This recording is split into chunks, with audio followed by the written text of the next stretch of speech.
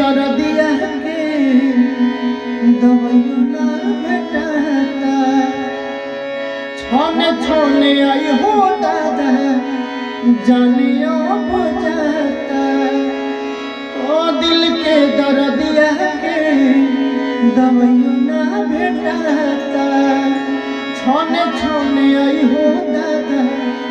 जानियो बुझाता मोहब्बत बेचाता है बाजार में केहू पिएला जहरिया के करो प्यार में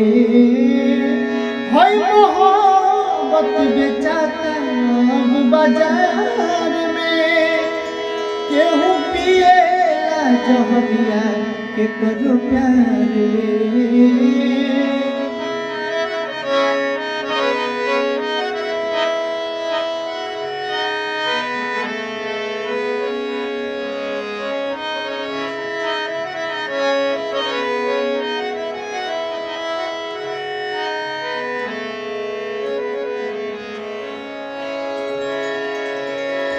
छोने करे जा दिल के मिले राम जी और कहीं के बनवलाई मोहब्बत राम जी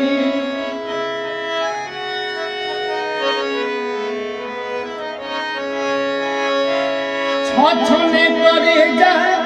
दिल के मिले राम जी कहीं के बनवलाई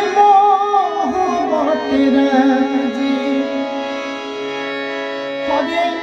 सारा सपना बन के आंसू बहल धार में केहू पिएला जहरिया के करो प्यार में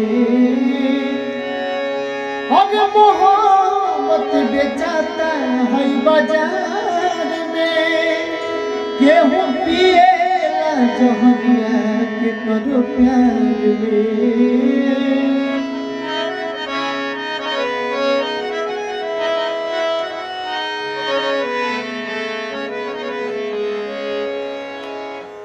अगर थोड़ा भी आप सभी को अच्छा लगा हो